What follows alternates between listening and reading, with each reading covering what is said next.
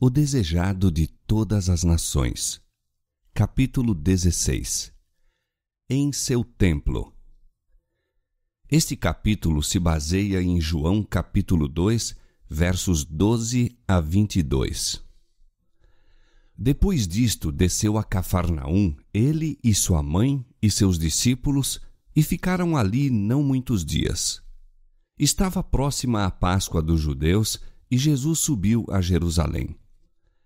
Nessa jornada, uniu-se Jesus a um grande grupo que ia de caminho para a capital.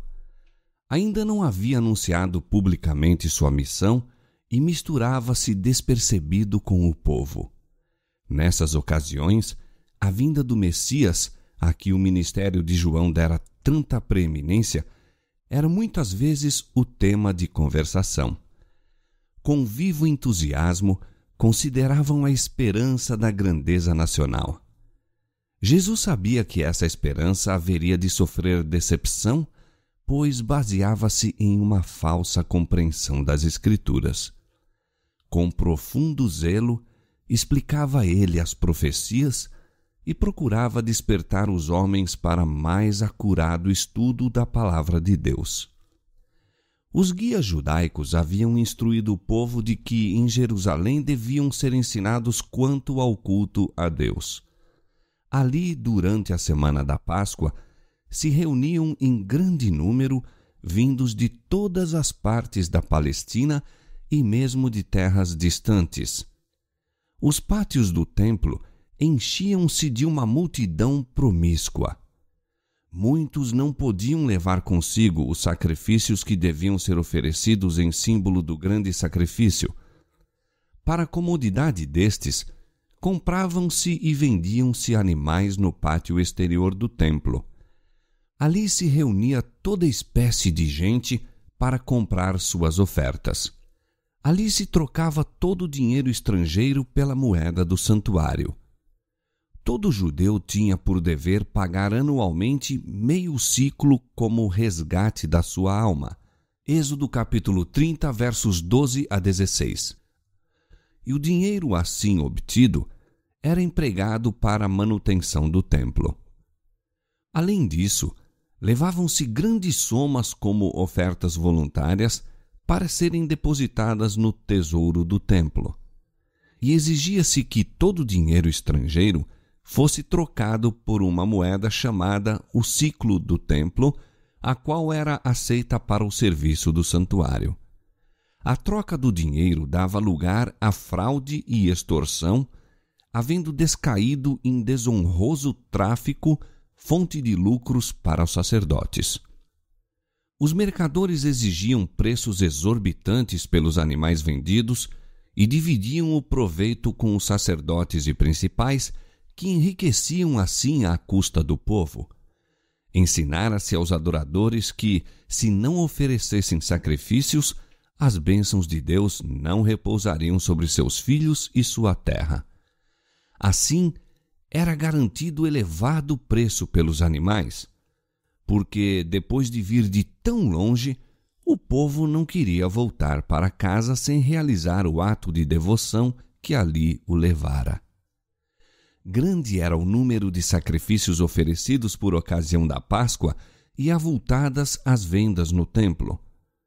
A consequente confusão dava a ideia de uma ruidosa feira de gado e não do sagrado templo de Deus.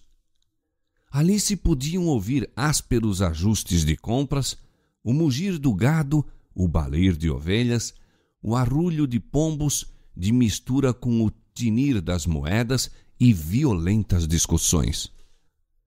Tão grande era a confusão que os sacerdotes eram perturbados e as palavras dirigidas ao Altíssimo afogadas pelo tumulto que invadia o templo. Os judeus orgulhavam-se extremamente de sua piedade, regozijavam-se por causa de seu templo e reputavam blasfêmia uma palavra proferida em desmerecimento do mesmo. Eram muito rigorosos quanto à execução das cerimônias com ele relacionadas. O amor do dinheiro, porém, levara-lhes de vencida os escrúpulos. mal se apercebiam de quão longe tinham sido levados do original desígnio do serviço instituído pelo próprio Deus. Quando o Senhor descera sobre o Monte Sinai, o lugar fora consagrado por sua presença.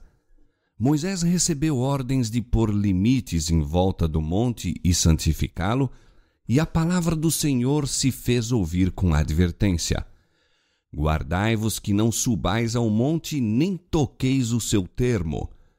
Todo aquele que tocar o monte certamente morrerá. Nenhuma mão tocará nele, porque certamente será apedrejado ou asseteado. Quer seja animal, quer seja homem, não viverá. Êxodo capítulo 19, versos 12 e 13. Assim foi ensinada a lição de que sempre que Deus manifesta sua presença, o lugar é santo.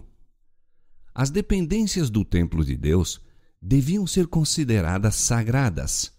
Na luta pelo ganho, porém, tudo isso se perdeu de vista. Os sacerdotes e principais, chamados para representantes de Deus perante a nação, deviam ter corrigido os abusos do pátio do templo. Deviam haver dado ao povo um exemplo de integridade e compaixão. Em lugar de cuidar do próprio proveito, deviam ter considerado a situação e as necessidades dos adoradores e estado prontos a ajudar os que não podiam comprar os sacrifícios exigidos, mas assim não fizeram. A avareza lhes endurecera o coração. Iam a essa festa pessoas que se achavam em sofrimento, em necessidade, em aflição. O cego, o coxo, o surdo ali se achavam. Alguns eram levados em leitos. Iam muitos, demasiado pobres, para comprar a mais humilde oferta para o Senhor, pobres demais mesmo para comprar o alimento com que saciassem a própria fome. Estes ficavam grandemente desanimados com as declarações dos sacerdotes. Os sacerdotes gloriavam-se de sua piedade, pretendiam ser os guardas do povo, eram, no entanto, faltos de simpatia e compaixão. O pobre, o doente, o moribundo, em vão suplicavam favor. Seus sofrimentos não despertavam piedade no coração dos sacerdotes. Ao penetrar Jesus no templo, abrangeu toda a cena. Viu as desonestas transações, viu a aflição do pobre, que julgava que, sem derramar sangue, não havia perdão para seus pecados. Viu o pátio exterior do seu templo convertido em lugar de comércio profano. O sagrado recinto transformara-se em vasta praça de câmbio. Cristo viu que era necessário fazer alguma coisa. Numerosas eram as cerimônias exigidas do povo sem a devida instrução quanto ao sentido das mesmas.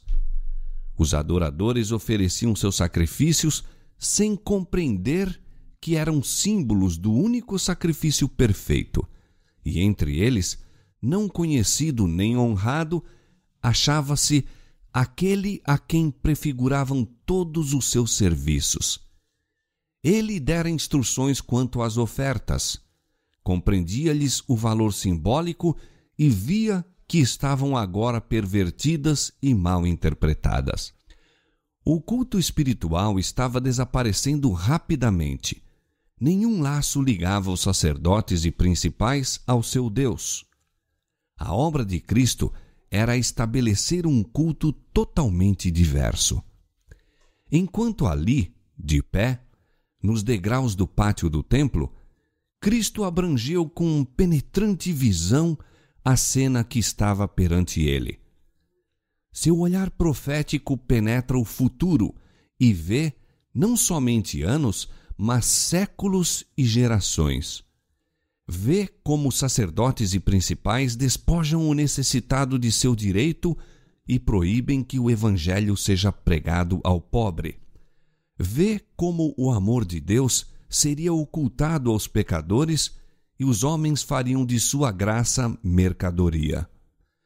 Ao contemplar a cena, exprimem-se-lhe na fisionomia indignação, autoridade e poder. A atenção do povo é para ele atraída. Voltam-se para ele os olhares dos que se acham empenhados no profano comércio. Não podem dele despregar os olhos. Sentem-se que esse homem lhes lê os mais íntimos pensamentos e lhes descobre os ocultos motivos. Alguns tentam esconder o rosto como se suas más ações lhes estivessem escritas no semblante para serem perscrutadas por aqueles olhos penetrantes. Silencia o tumulto. O som do tráfico e dos ajustes cessa. O silêncio torna-se penoso. Apodera-se da assembleia um sentimento de respeito. É como se estivessem citados perante o tribunal de Deus para responder por seus atos. Olhando para Cristo, veem a divindade irradiando através do invólucro humano. A majestade do céu está como o juiz há de estar no derradeiro dia, não circundado agora da glória que o acompanhará então, mas com o mesmo poder de ler a alma. Seu olhar percorre rapidamente a multidão, abrangendo cada indivíduo. Seu vulto parece elevar-se acima deles em imponente dignidade e uma luz divina ilumina-lhe o semblante. Fala, e sua clara, retumbante voz, a mesma que do Sinai proclamara a lei que sacerdotes e principais ora transgridem, ouve-se ecoar através das arcadas do templo. Tirai daqui estes, e não façais da casa de meu pai casa de venda. Descendo silenciosamente e erguendo o açoite de cordéis apanhado ao entrar no recinto, manda aos vendedores que se afastem das dependências do templo. Com zelo e severidade, nunca dantes por ele manifestados, derriba as mesas dos cambistas. Rola a moeda, ressoando fortemente no mármore do chão. Ninguém lhe pretende questionar a autoridade. Ninguém ousa deter-se para apanhar o mal adquirido ganho. Jesus não lhes bate com o açoite de cordéis, mas aquele simples açoite parece, em suas mãos, terrível como uma espada flamejante. Oficiais do templo, sacerdotes, corretores e mercadores de gado, com suas ovelhas e bois, saem precipitadamente do lugar com o único pensamento de escapar à condenação de sua presença. Um pânico passa pela multidão que se sente ofuscada por sua divindade. Gritos de terror escapam-se de centenas de lábios desmaiados. Os próprios discípulos tremem. São abalados pelas palavras e maneiras de Jesus, tão diversas de sua atitude habitual. Lembram-se de que está escrito a seu respeito: o zelo da tua casa me devorou. Salmo 69, verso 9. Dentro em pouco, a tumultuosa turba com as mercadorias é removida para longe do templo do Senhor. Os pátios ficam livres do comércio profano e sobre a cena de confusão baixam silêncio e solenidade profundos. A presença do Senhor, que outrora santificara o monte, tornou agora sagrado o templo erigido em sua honra. Com a purificação do templo, anunciou Jesus sua missão como Messias. Aquele templo erigido para a morada divina destinava-se a ser uma lição objetiva para Israel e o mundo. Desde os séculos eternos, era o desígnio de Deus que todos os seres criados, desde os luminosos e santos serafins até ao homem, fossem um templo para a morada do Criador. Devido ao pecado, a humanidade cessou de ser o templo de Deus. Obscurecido e contaminado pelo pecado, o coração do homem não mais revela a glória da divindade. Pela encarnação do Filho de Deus, porém, cumpriu-se o desígnio do céu. Deus habita na humanidade e, mediante a salvadora graça, o coração humano se torna novamente um templo. O Senhor tinha em vista que o Templo de Jerusalém fosse um testemunho contínuo do elevado destino franqueado a toda a alma. Os judeus, no entanto, não haviam compreendido a significação do edifício de que tanto se orgulhavam.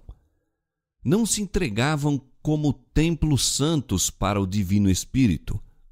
Os pátios do Templo de Jerusalém, cheios do tumulto de um tráfico profano, representavam com exatidão o templo da alma, contaminado por paixões sensuais e pensamentos profanos. Purificando o templo dos compradores e vendilhões mundanos, Jesus anunciou sua missão de limpar a alma da contaminação do pecado, dos desejos terrenos, das ambições egoístas, dos maus hábitos que a corrompem. De repente virá ao seu templo o Senhor, a quem buscais, o anjo do concerto, a quem vós desejais. Eis que vem, diz o Senhor dos Exércitos, mas quem suportará o dia da sua vinda? E quem subsistirá quando ele aparecer? Porque ele será como o fogo do ourives e como o sabão dos lavandeiros, e assentar-se-á, afinando e purificando a prata, e purificará os filhos de Levi, e os afinará como ouro e como prata. Malaquias capítulo 3, versos 1 a 3. Não sabeis vós que sois o templo de Deus, e que o Espírito de Deus habita em vós? Se alguém destruir o templo de Deus, Deus o destruirá, porque o templo de Deus, que sois vós, é santo. 1 Coríntios capítulo 3, versos 16 e 17. Homem algum pode de si mesmo expulsar a turba má que tomou posse do coração. Unicamente Cristo pode purificar o templo da alma. Não forçará, porém, a entrada. Não vem ao templo do coração como ao de outrora, mas diz: Eis que estou à porta e bato. Se alguém ouvir a minha voz e abrir a porta, entrarei em sua casa. Apocalipse capítulo 3, verso 20. Ele virá não somente por um dia, pois diz: Neles habitarei e entre eles andarei, e eles serão o meu povo. Subjugará as nossas iniquidades e lançará todos os nossos pecados nas profundezas do mar. 2 Coríntios capítulo 6, verso 16 e Miqueias capítulo 7, verso 19.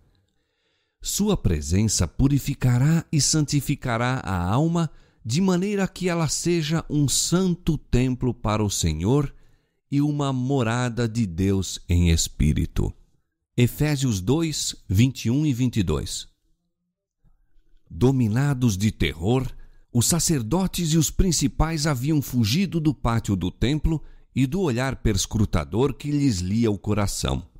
Em sua fuga, encontraram-se com outros que iam para o templo e pediram-lhes que voltassem, contando-lhes o que tinham visto e ouvido. Cristo olhava para os homens a fugir em compassiva piedade pelo temor deles e por sua ignorância do que constituísse o verdadeiro culto. Viu nessa cena simbolizada a dispersão de todo o povo judeu por causa de sua maldade e impenitência. E por que fugiam do templo os sacerdotes? Por que não defenderam sua posição? Aquele que lhes ordenava que se fossem era o filho de um carpinteiro, um pobre galileu, sem posição nem poder terrestre. Por que lhe não resistiram? Por que deixaram o tão mal adquirido ganho e fugiram ao mando de uma pessoa de tão humilde aparência? Cristo falava com a autoridade de um rei e em seu aspecto e no tom de sua voz havia alguma coisa a que eles não podiam resistir. A voz de comando compreenderam como nunca dantes sua verdadeira posição de hipócritas e roubadores. Quando a divindade irradiou através da humanidade, não viram apenas indignação na fisionomia de Cristo. Perceberam o significado de suas palavras. Sentiram-se como perante o trono do eterno juiz, tendo sobre si sua sentença para este século e a eternidade. Por algum tempo, ficaram convencidos de que Cristo era profeta, e muitos acreditaram ser o Messias. O Espírito Santo, como num relâmpago, lhes fez acudir à mente palavras dos profetas com respeito a Cristo. Render-se-iam a esta convicção? Arrepender-se não o queriam eles. Sabiam que se haviam despertado as simpatias de Cristo para com os pobres. Sabiam-se culpados de extorsão em seu trato com o povo. Como Cristo lhes penetrasse os pensamentos, aborreceram-no. Sua pública repreensão humilhava-lhes o orgulho e tinham ciúmes da crescente influência que ia conquistando entre o povo. Decidiram intimidá-lo a declarar com que autoridade os expulsara e quem lhe a conferira. Lenta e refletidamente, mas com ódio no coração, voltaram ao templo. Que mudança, porém, se operara durante sua ausência? Ao fugirem, haviam ficado atrás os pobres e estes contemplavam agora a Jesus, cujo semblante exprimia amor e simpatia. Com olhos marejados de lágrimas, dizia às trêmulas criaturas que o cercavam: Não temas, eu te livrarei e tu me glorificarás. Para isso vim ao mundo. O povo comprimia-se diante dele, dirigindo-lhe insistentes e lastimosos apelos. Mestre, abençoa-me. Seus ouvidos escutavam a todo o clamor. Com uma compaixão maior que a de uma terna mãe, inclinava-se para os sofredores. Todos eram objeto de sua atenção. Cada um era curado de qualquer moléstia que tivesse. Os mudos abriam os lábios em louvor. Os cegos contemplavam o rosto de seu restaurador. Alegrava-se o coração dos enfermos. Ao passo que os sacerdotes e oficiais do templo testemunhavam essa grande obra, que revelação não era para eles o que lhes chegava aos ouvidos? O povo contava histórias de seus padecimentos, das frustradas esperanças, dos dolorosos dias e noites insones. Quando a última centelha de esperança parecia extinta, Cristo os curara. O fardo era pesado, dizia um, mas encontrei um ajudador. Ele é o Cristo de Deus e devotarei minha vida a seu serviço. Pais diziam aos filhos: Ele te salvou a vida, levanta a tua voz e bendize-o. A voz das crianças e a dos jovens, pais e mães, amigos e espectadores uniam-se em louvor. Esperança e alegria enchia-lhes o coração. O espírito possuía-se de paz. Eram restaurados na alma e no corpo e voltavam para casa proclamando por toda parte o incomparável amor de Jesus. Na crucifixão, os que assim foram curados não se uniram à turba vil que exclamava: Crucifica-o! Crucifica-o! Suas simpatias eram para Jesus, pois lhe haviam sentido a grande compaixão e o maravilhoso poder. Sabiam que era seu Salvador, pois lhes dera saúde física e espiritual. Escutaram as pregações dos apóstolos e a entrada da palavra de Deus em seu coração lhes dera entendimento. Tornaram-se instrumentos da misericórdia de Deus, de sua salvação. A multidão que fugira do templo, passado algum tempo, foi voltando devagar. Haviam se recobrado em parte do terror que dele se apoderara, mas suas fisionomias exprimiam irresolução e timidez. Olhavam com pasmo as obras de Jesus e ficavam convencidos de que nele tinham cumprimento as profecias concernentes ao Messias. O pecado de profanação do templo cabia em grande parte aos sacerdotes. Fora por arranjos da parte deles que o pátio se transformara em mercado. O povo era relativamente inocente. Foi impressionado pela divina autoridade de Jesus, mas para ele a influência dos sacerdotes e principais era suprema. Estes consideravam a missão de Cristo como uma inovação e punham em dúvida seu direito de interferir naquilo que era permitido por autoridades do templo. Ofenderam-se por haver sido interrompido o comércio e sufocaram as convicções originadas pelo Espírito Santo.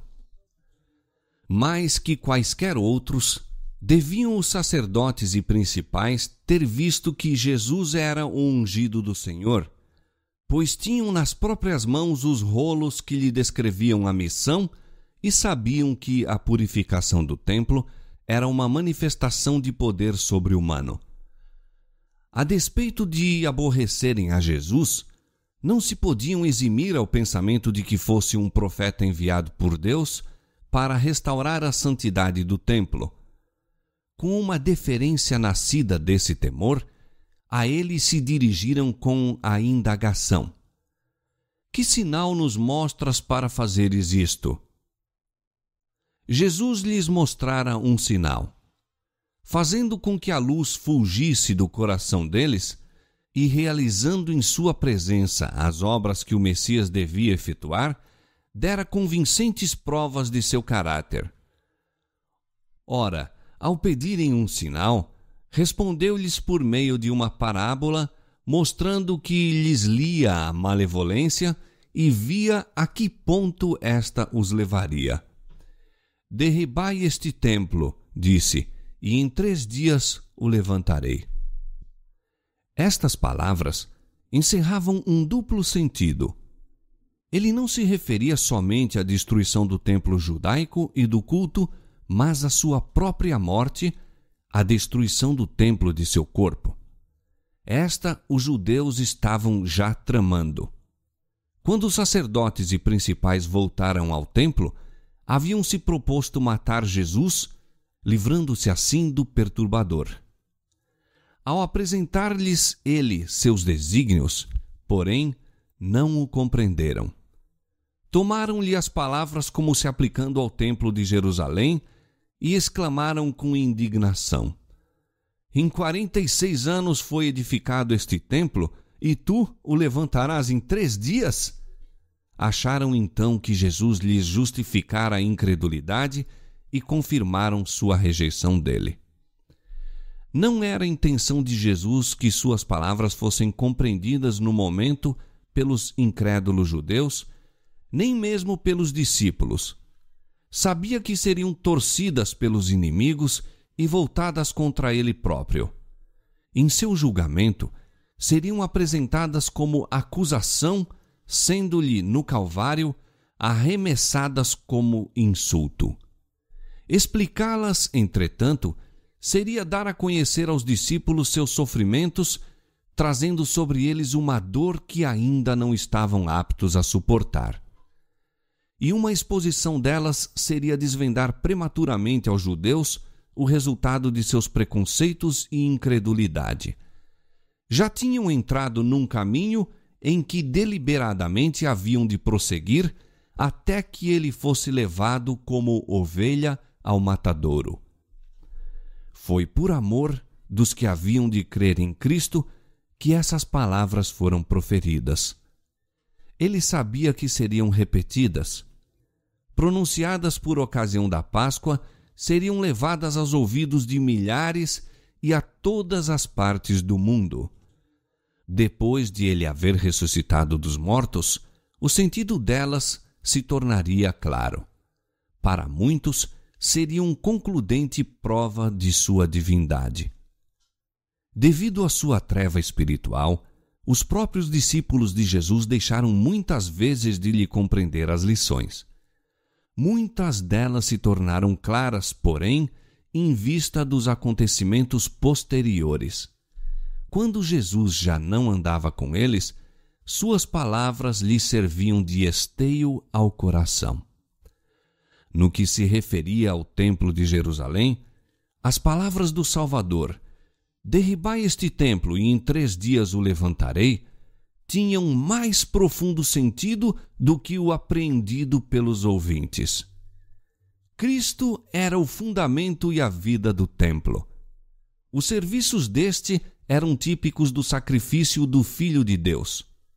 O sacerdócio fora estabelecido para representar o caráter mediador e a obra de Cristo. Todo o plano do culto sacrificial era uma representação da morte do Salvador para redimir o mundo. Não haveria eficácia nessas ofertas quando o grande acontecimento a que por séculos haviam apontado se viesse a consumar. Uma vez que toda a ordem ritual era simbólica de Cristo, não tinha valor sem ele. Quando os judeus selaram sua rejeição de Cristo, entregando-o à morte, rejeitaram tudo quanto dava significação ao templo e seus serviços. Sua santidade desaparecera. Estava condenado à destruição. Daquele dia em diante, as ofertas sacrificais e o serviço com elas relacionado eram destituídos de significado. Como a oferta de Caim, não exprimiam fé no Salvador. Condenando Cristo à morte, os judeus destruíram virtualmente seu templo. Quando Cristo foi crucificado, o véu interior do templo se rasgou em 2 de alto a baixo, significando que o grande sacrifício final fora feito e que o sistema de ofertas sacrificais cessara para sempre. Em 3 dias o levantarei. Por ocasião da morte do Salvador, as potências das trevas pareciam prevalecer e exultaram em sua vitória. Do fendido sepulcro de José, porém, saiu Jesus vitorioso. Despojando os principados e potestades, os expôs publicamente e deles triunfou em si mesmo. Colossenses 2,15. Pela virtude de sua morte e ressurreição, tornou-se o ministro do verdadeiro tabernáculo, o qual o Senhor fundou e não o homem. Hebreus 8:2. Foram homens que erigiram o tabernáculo judaico. Homens construíram o templo. O santuário de cima, porém, do qual o terrestre era um símbolo, não foi construído por nenhum arquiteto humano. Eis aqui o homem cujo nome é Renovo. Ele mesmo edificará o templo do Senhor e levará a glória, assentar-se-á e dominará no seu reino. Zacarias capítulo 6, versos 12 e 13. O serviço sacrificial que apontara a Cristo passou, mas os olhos dos homens voltaram-se para o sacrifício verdadeiro pelos pecados do mundo. O sacerdócio terrestre terminou, mas nós olhamos a Jesus, o ministro do novo concerto, e ao sangue da aspersão, que fala melhor do que o de Abel. O caminho do santuário não estava descoberto enquanto se conservava em pé o primeiro tabernáculo, mas, vindo Cristo, o sumo sacerdote dos bens futuros, por um maior e mais perfeito tabernáculo, não feito por mãos, mas por seu próprio sangue, entrou uma vez no santuário, havendo efetuado uma eterna redenção. Hebreus capítulo 12, verso 24, capítulo 9, versos 8 a 12. Portanto, pode também salvar perfeitamente os que por ele se chegam a Deus, vivendo sempre para interceder por eles. Hebreus 7, 25. Conquanto o serviço houvesse de ser transferido do templo terrestre ao celestial, embora o santuário e nosso grande sumo sacerdote fossem invisíveis aos olhos humanos, todavia os discípulos não sofreriam com isso nenhum detrimento. Não experimentariam nenhuma falha em sua comunhão, nem enfraquecimento de poder devido à ausência do Salvador. Enquanto Cristo ministra no santuário em cima, continua a ser, por meio de seu Espírito, o ministro da Igreja na terra. Ausente de nossos olhos, cumpre-se, entretanto, a promessa que nos deu ao partir. Eis que eu estou convosco todos os dias, até a consumação dos séculos. Mateus 28, 20. Conquanto delegue seu poder a ministros inferiores, sua vitalizante presença permanece ainda em sua igreja. Visto que temos um grande sumo sacerdote, Jesus, Filho de Deus, retenhamos firmemente a nossa confissão, porque não temos um sumo sacerdote que não possa compadecer-se de nossas fraquezas, porém, um que, como nós, em tudo foi tentado, mas sem pecado. Cheguemo-nos, pois, com confiança ao trono da graça, para que possamos alcançar misericórdia e achar graça, a fim de sermos ajudados em tempo oportuno. Hebreus capítulo 4, versos 14 a 16.